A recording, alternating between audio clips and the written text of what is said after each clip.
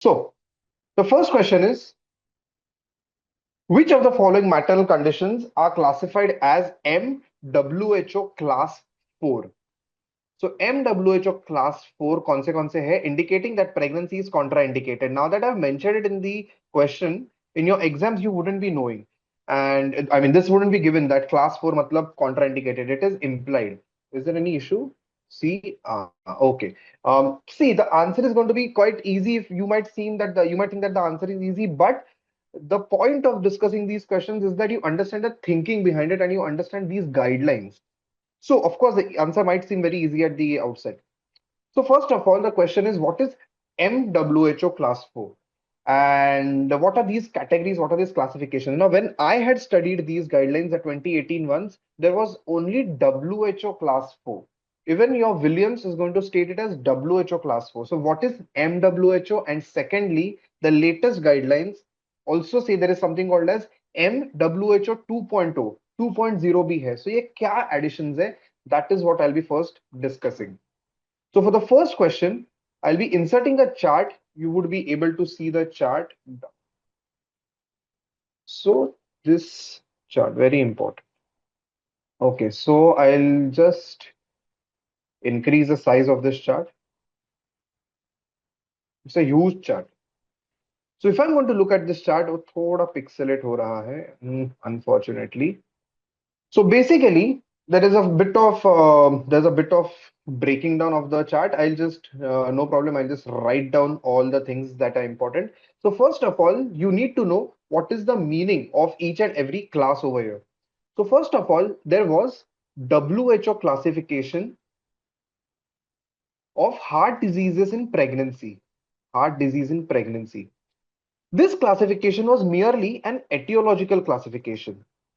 By etiological classification, it indicates that they were only classified on what the illness is. It was not talking anything about the symptom. I mean, there can be 4 patients who are all having mitral stenosis, but all 4 of them have varying grades and severity of symptoms. They can have various grades of mitral stenosis. They can have varying symptoms. It is not necessary that a patient who has severe mitral stenosis is immediately symptomatic and has orthopnea and signs of heart failure. It is not necessary. One may have, the other one may not be having that. So basically, it doesn't take into account all these subclinical, or rather than subclinical, these symptomatology wala factors. So WHO classification just says that on the basis of etiology, a very theoretical classification has been made. But then the question was, if this is an etiological classification, then how do I base my classification, or is there any other classification that I can give on the basis of how bad the symptoms are? Because even that is going to play a part. As I said, that it cannot be such a subjective thing. It can be such an objective thing कि इसको माइटोस्टोसिस को इसके लिए यही करना है, उसको भी माइटोस्टोसिस को सेम करेंगे. Absolutely not. It needs to be very subjective कि हर एक पेशेंट के सिम्टम वाइज अपने को मैनेज करना है.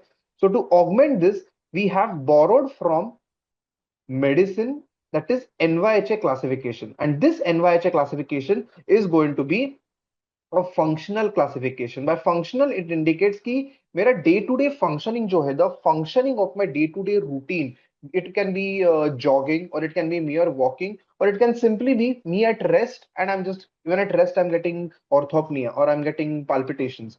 So it is on the basis of these factors that NYHA classification, a functional classification, has been made. Now NYHA classification, you all already know, from 1 to 4. 4 is where you are getting at rest. At 3, your symptoms are getting exacerbated even on rest. And the symptoms are going to include your dyspnea, your palpitations, chest pain, all these symptoms, mostly dyspnea though. Apart from that, you're also going to have class 3, wherein you are getting on less than ordinary activity, like you're just going around your house and you're getting those symptoms. And it can also be stage 2, wherein a little more than ordinary activities is going to give rise to your problems. And grade 1 or stage 1 is going to be, class 1 is going to be wherein you're not getting any symptoms right now, only बहुत ही ज़्यादा excessive activity किया, then you become symptomatic. So these are the 4 classes that you have already known. WHO classification is very classically given only and only for etiologies. Now, when I talk about etiologies, I need to know what is the difference between this WHO classification and modified WHO classification 2.0. So the only difference is that WHO and modified 2.0 mein, they have added something, and the addition is called as Carprex score.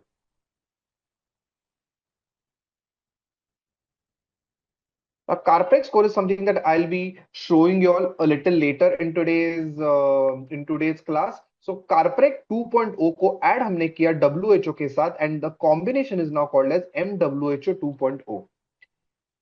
Now, Carpreg was a score that was given to predict which patients are going to have adverse events if they have heart disease in pregnancy. So there were various factors that were given. I'll be showing you all a chart that predicted or that helped you predict how bad the pregnancy outcome can be on the basis of a few factors that had to be assessed either pre-conceptually, which is ideal, or at least when the first time a patient is going to come to me for an antenatal visit. So we combined WHO classification with Carprec 2.0 and then we got MWHO 2.0. Now you would say that there are so many classes. Unfortunately, the picture is broken, but there are so many classes and so many things to remember. The first question that is going to come up is that do I need to remember everything? Absolutely not. You do not need to remember everything. What you need to remember is only that you should be knowing what are the category 4 etiologies, which means what are the categories wherein pregnancy is completely contraindicated. 1, 2, and 3 may there is not real contraindication, but category 4 may it is a total contraindication to pregnancy. And if a patient is getting pregnant because she probably didn't know or she didn't take enough precautions to not get pregnant, then the pregnancy has to be terminated on the day the patient comes to you.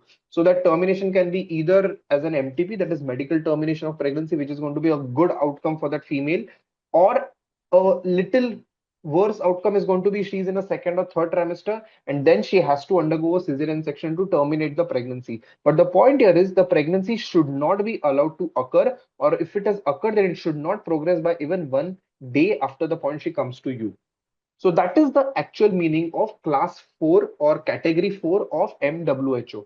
Now, before I mention all the various indications of all the various contraindications to pregnancy that fall under class 4, could you quickly, within the next 30 seconds in the chat, tell me what are the various indications or contraindications that you know, or the class 4 wale kya kya etiologies hai? Quickly tell me in the chat. Quickly, I'm waiting in the chat. What are the various class 4K etiologies?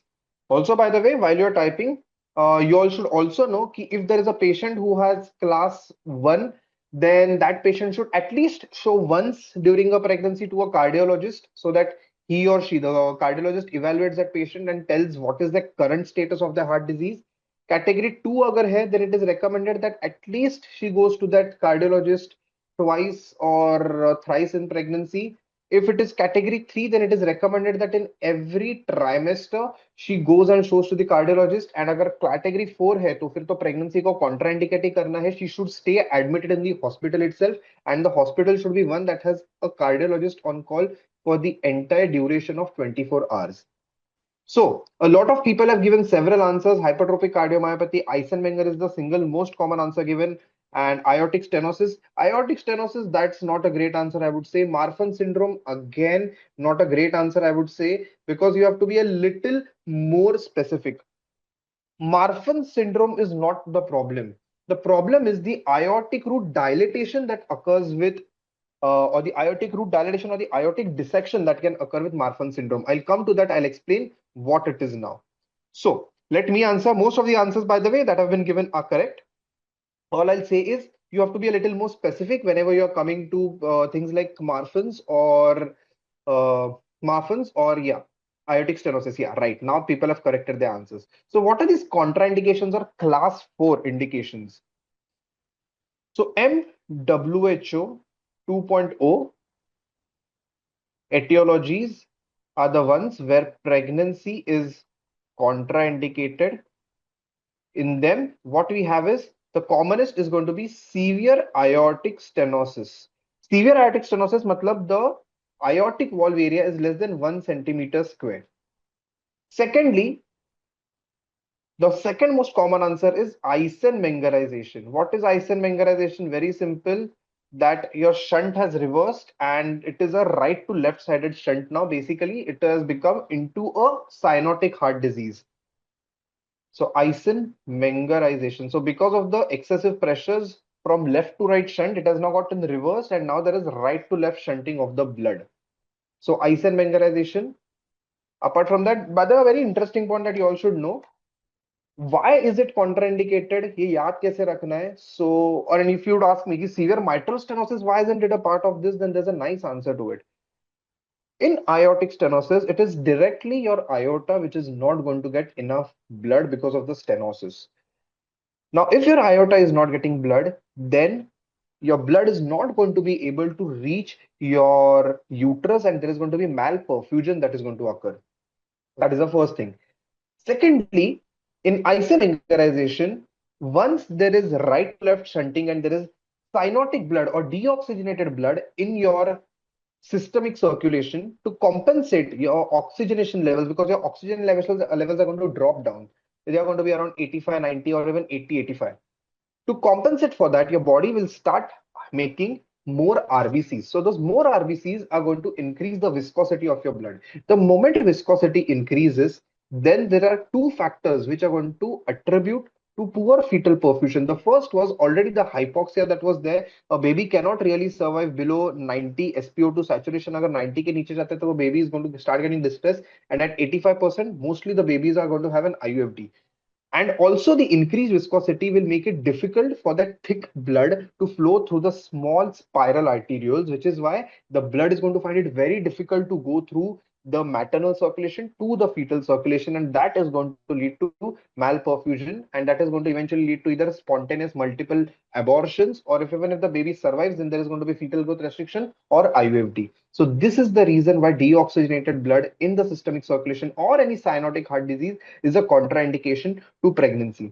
Apart from that, Marfan syndrome, but remember that in Marfan syndrome, you need to remember that Marfan syndrome may more than, if it is 5 centimeters, the valvular area, that is going to be 5 centimeter or 50 millimeters, the same thing. से ज्यादा अगर aortic root dilatation है, then it is going to be contraindicated. And of course, if without Marfan syndrome, if there is aortic root dilatation, but without Marfan's of more than 45 mm or 4.5 centimeters, it is again going to be a contraindication. Apart from that, there was something someone just mentioned, single ventricle or post-Fontan repair. And very importantly, if the ejection fraction because of any reason is less than 30%, it can be because of a previous episode of peripartum postpartum or peripartum cardiomyopathy, or it can be because of the patient had a something like ischemic heart disease earlier, myocardial infarction aake gaya hai. So in that scenario, the heart is going to be significantly affected and the ventricular function is going to be reduced and the ejection fraction is going to be less than 30%. So all these are the major indications or contraindications to pregnancy and the major etiologies that come under class 4. And lastly, it is also HOCM, which you don't really get to see that often. But these are the major class 4 etiologies in which your pregnancy is going to be strictly contraindicated. And if the patient does come to you eventually with any of these, then you're going to advise them to get the pregnancy terminated as soon as possible. Kitna bhi ho, you do not wait for the fetal maturation, because even waiting for another day can lead to the patient decompensating and herself having a mortality event. So now coming back to the question was, which of these is classified as MWHO class 4, indicating that the pregnancy is contraindicated? Now, repaired tetralogy of Fallot. Repaired मतलब हमने जो हुआ करता था possibly cyanotic heart disease, मैंने उसको correct कर दिया है. So this is going to be on the basis of how good the operation outcome is today. The operation must have happened when the patient was born, and today let's say she's 25. So 25 years since that surgery, how is the heart functioning? According to that, the category is going to be 2 or 3. Mechanical prosthetic valve on warfarin is class 2. Mitral valve prolapse is again class 2. What is contraindicated? The pregnancy is going to be contraindicated, and what is going to be the answer is pulmonary hypertension. And in pulmonary artery hypertension, it is very likely that if it increases significantly, then there will be initiation of Eisenmengerization. So that is why the answer to this question is going to be pulmonary hypertension. And if you ask me what is the specific arterial pressure, pulmonary arterial pressure above which it is going to be completely contraindicated, then the answer is more than 70 millimeters of mercury अगर है तो definitely contraindicated होने वाला है. So that is the pulmonary artery PAP, pulmonary arterial pressure. इसके ऊपर अगर रहेगा तो definitely contraindicated है. And that is how you would be determining the classification of WHO. Now coming to the next question. Next question is one of my favorite topics, that is peripartum cardiomyopathy. So if I'm going to be talking about peripartum cardiomyopathy, before going to the answer, I know it is going to be a very easy answer. And unfortunately, I've also shown the answer. I would want to discuss the basics of peripartum cardiomyopathy. So whenever I talk about peripartum cardiomyopathy, it's a topic that has been requested by multiple people. And that is why I'm going to be discussing it a little bit in detail. So the next question, peripartum cardiomyopathy. First of all, the definition is that it is heart failure with reduced ejection fraction at less than 45%. And this in the absence of any other diagnosis or any other etiologies of heart failure.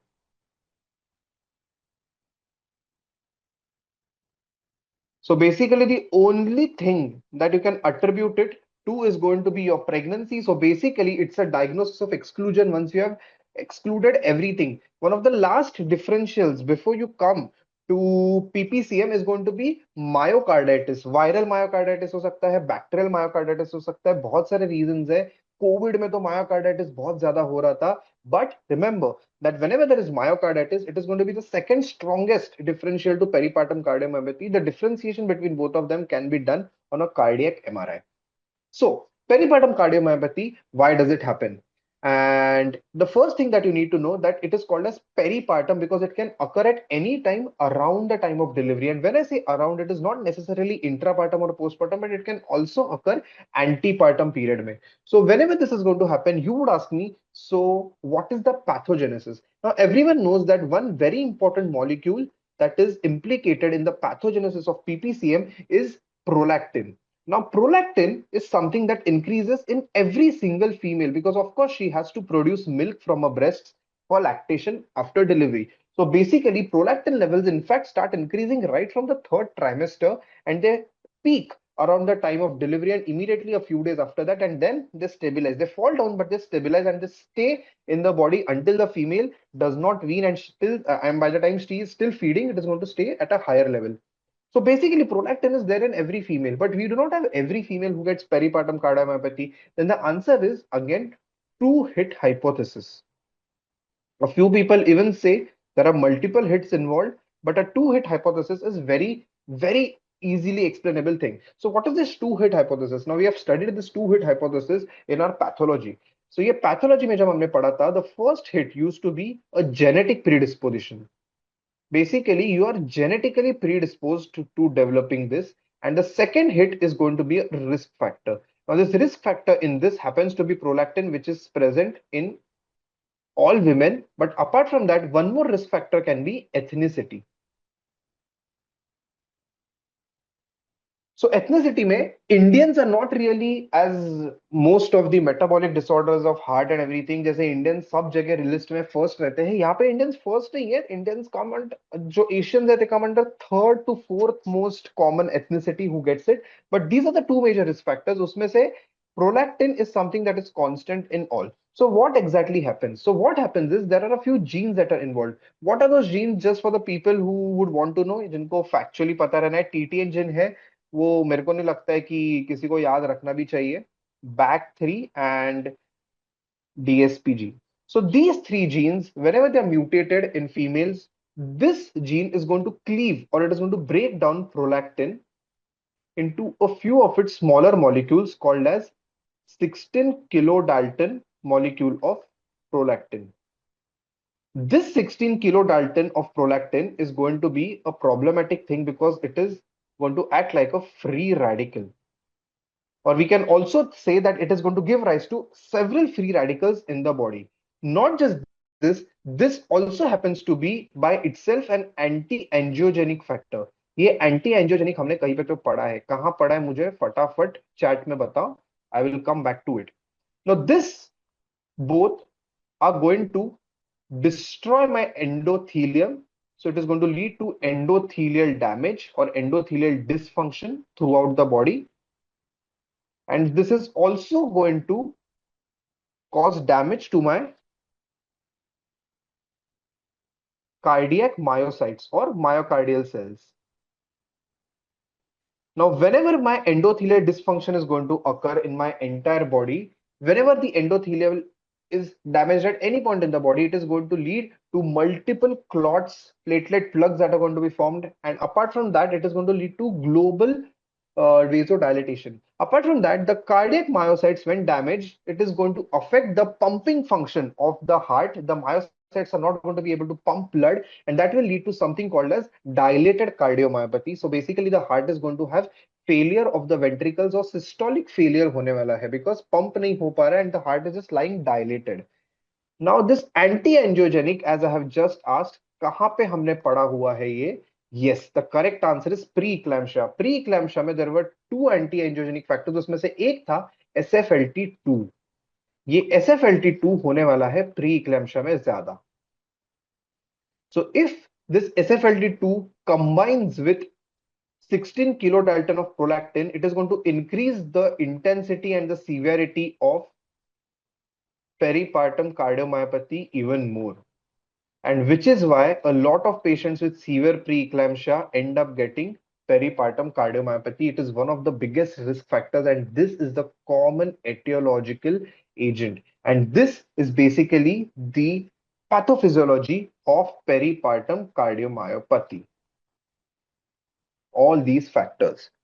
Now, before I go there or go to the next part of this discussion on peripartum cardiomyopathy, I would like to ask, does anyone have any doubt at this point of time? Anybody quickly tell me, does anyone have any doubt? Any doubt at all? कुछ भी doubt है क्या?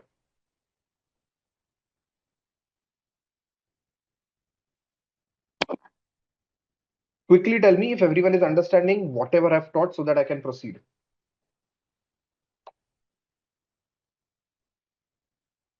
Has everyone understood? Please let me know in the chat. It helps me to get a continuous feedback so that helps me. Yeah, of course, I'm coming to management of PPCM. Don't worry.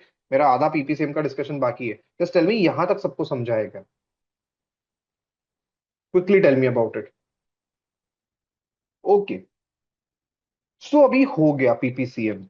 Now I have to know the first thing that the relatives and the patient, if she's conscious and not intubated, they are going to ask me, sir, what are the chances of my patient recovering? That is the commonest question that everyone gets every time a patient has a very significant ailment or cardiac ailment. How and when is my patient going to recover? But before coming to recovery, we should know what are the complications that will occur. The complications are first of all going to be all the signs of heart failure are going to start coming in. What are the signs of heart failure? Now, this was your heart. It was pumping the blood completely. But now, because of dilated cardiomyopathy, it is just lying like this. It cannot pump its heart. It cannot pump the blood. And उसके वजह से वो pump ना होने की वजह से उसके अंदर ejection fraction कम हो चुका. What is going to happen? So whenever there is my heart, I'll just repeat the part that I was saying. अभी तो ठीक है ना voice? Yeah. So whenever my heart has accumulated a lot of blood in it, at the end of diastole, and when the systole is about to begin, it is going to pump all the blood outside. Now, of the 100% of the blood that is accumulated, usually around 55 to 60% of the blood is ejected out. So 40 to 45% of the blood is retained back into the heart. That is what happens in you and me, normal individuals, which is why the normal ejection fraction is always 55 to 60%. But in patients with dilated cardiomyopathy, which includes peripartum cardiomyopathy, the blood is going to start accumulating in the heart. Only 30%, 40% of the blood is going to be ejected out. Now, when this extra blood is accumulating, at some point, the heart cannot dilate any further.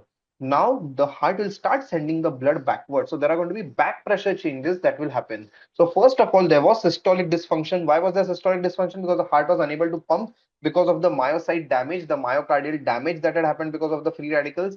Now, there is also diastolic dysfunction because diastole का काम था blood अच्छे से accumulate होना, वो नहीं हो रहा है, इसलिए back pressure changes will start occurring. From the left ventricle, the blood is going to go to the left atrium. From the left atrium, it is going to go into the pulmonary veins and back into my lungs. My lungs are going to start getting pulmonary edema. Whenever I start getting pulmonary edema, my oxygenation process is going to be completely deranged and my oxygenation levels, my SpO2 levels are going to start dropping very rapidly.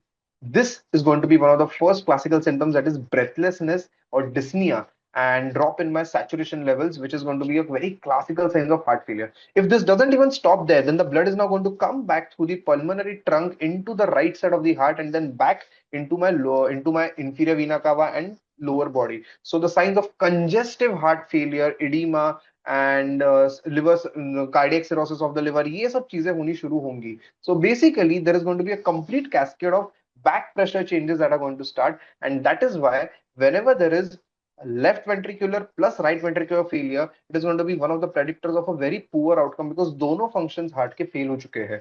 So when a patient is going to come to me or the relatives are going to come to me and ask me, sir, what is the chances of my recovering, there are a few points that I'll be noting. The first point is going to be, if my immediate left ventricular ejection fraction is less than 30%. So basically when the patient has had PPCM, I immediately do a 2D echo of her and I see that the ejection fraction is less than 30%. Apart from that, if the ventricles are so dilated because of accumulation of blood and dilated cardiomyopathy, that the left ventricular dilatation or the area is more than 6 centimeters, or if there is both right ventricular plus left ventricular dysfunction, as I just explained, or if there is QT prolongation that is being seen on an ECG, and if the patient is at extremes of ages, that is less than 20 or more than 40 years of age, and lastly, if there is antenatal onset and not intrapartum or postpartum, because the peripartum period is yet to come. If the patient has already had antepartum period mein PPCM, then the intrapartum period is going to come. Then the postpartum period is going to come, where the prolactin levels are even going to increase further, and that is going to lead to further damage to the heart, which is why antenatal occurrence of PPCM. So if any one of these factors, any one or more, if factors are present, it is going to be a poor predictor of poor prognosis, a predictor of poor prognosis or poor recovery of the heart to its original state. How do I define recovery? By the way, recovery is defined as when the heart's functioning goes back to more than 50%. So the ejection fraction rate is back to 50% at 6 months after this has occurred, then I would say that the patient has recovered. So if any of these things are present, I would know that the patient is going to have a poor prognosis. Now, the question that someone asked was, how do I manage this patient? This patient is going to be managed in a very similar manner in which you will manage any patient with heart failure. But there's a specific name to it. The name is board criteria or board scheme.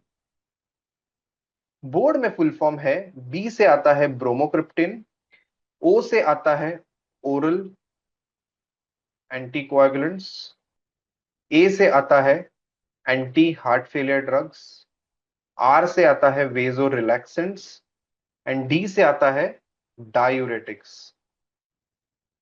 Remember, digoxin नहीं है, D से it is diuretics. So these are the classical ways in which I'll be treating. उसमें of course I know anticoagulation ठीक है, back pressure changes है, vaso अपना ये होने वाला है, venous dilatation होने वाला है, venous stasis होने वाला है, heart failure drugs very classically beta blockers होने वाले हैं, and all these vasorelaxants, diuretics to reduce the pulmonary edema. But what is this bromocriptine? Now this bromocriptine is a very important drug over here because this happens to be a dopamine agonist. And this dopamine agonist, of course, we know that dopamine reduces the levels of prolactin. And hence, this is a very important drug. Now, depending on what is your ejection fraction at the point of diagnosis, if it is less than 30%, then you'll be giving it for 42 days. If it is more than 30%, then it will be giving for only 7 days. So it all depends on how many or how much is your ejection fraction. And this is how you will be treating that female.